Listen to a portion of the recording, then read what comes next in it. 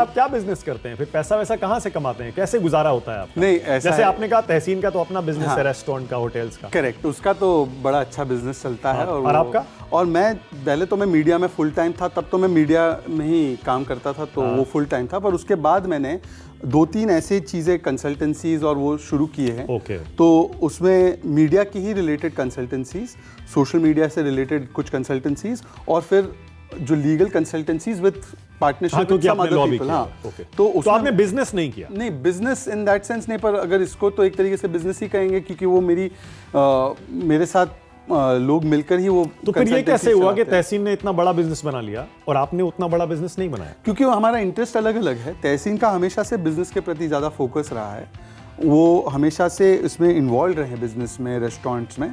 मेरा इंक्लिनेशन ऐसा रहा है कि मैं सामाजिक क्षेत्र में और राजनीतिक क्षेत्र में ज़्यादा एक्टिव रहता हूँ। तो पिता का बिजनेस किसने संभाला फिर?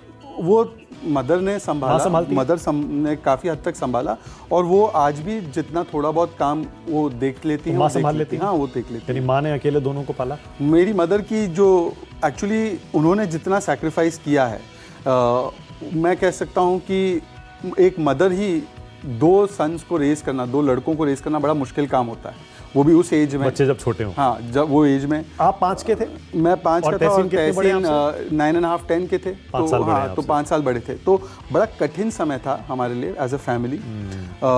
मेरी मदर को जाना पड़ता था, उस समय पर ट्रांसपोर्ट की चीज़ें इतनी नहीं होती थी, तो शी हैड टू स्पेंड बहुत समय अपना ट्रांसपोर्ट में चला जाता था, फैक्ट्रीज पे जाना, साइट्स पे जाना, वापस आना। पर कैसे पैसे के लिए स्ट्रगल नहीं करना पड़ा ना कभी? पैसे के लिए स्ट्रगल ये था, पिताजी जैसे आपने कहा कि उन्होंने अच्छा बिजनेस एक करके और वो छोड़ हाँ, के वो तो उनकी वजह से हम लोग एक प्रकार से सेफ थे।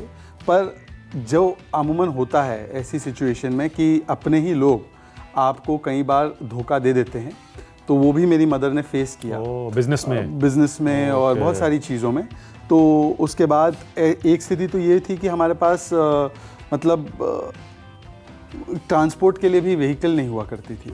तो मेरी माँ भी खुद बस से आपने बताया आप भी बस से दिल्ली में ट्रैवल करते थे। वो खुद भी बस से जाती थी, और वो इतनी स्ट्रॉन्ग लेडी है मेरी मदर। उन्होंने अपनी पूरी ज़िंदगी अपने लिए कभी कुछ नहीं किया, कभी कुछ नहीं किया। उन्होंने जो भी हो सका उन्होंने तहसीन और मेरे लिए किया।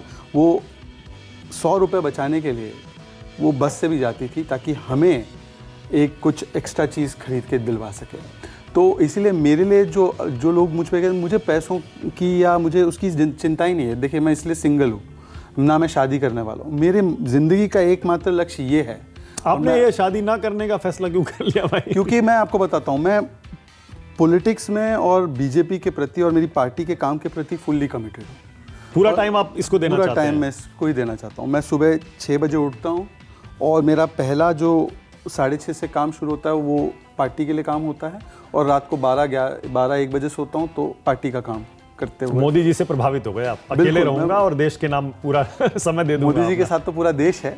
पर मोदी जी जिस प्रकार से 18-18 घंटे काम करते हैं, और जिस प्रकार से वो नॉन स्टॉप देश के लिए लगे हुए हैं, तो अगर मैं अपनी इस एज में ना कर पाऊँ, कहीं वो संघ वाला वो असर तो नहीं है? मैं हमेशा ऐसे संघ में तो ये कहते हैं ना कि शादी नहीं करना चाहिए, अगर आप नहीं करना चाहिए नहीं बोलते हैं। मुझे लगता है कि वहाँ पे बहुत सारे लोग ऐसे हैं जो प्रचारक बनते हैं, और वो प्रचारक बनने की जो एक भूमिका रहती है, वो अपना सब कुछ अपना त्याग देते हैं समाज के लिए और देश के लिए।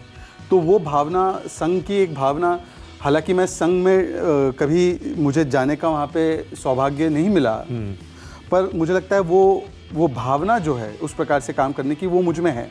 और एक प्रकार से आरएसएस पूना से ही जन्मी है। तो वो थॉट प्रोसेस सब में है कि भाई देश और समाज के लिए अपने व्यक्तिगत हित को या अपने व्यक्तिगत कंफर्ट को सैक्रिफाइस करो।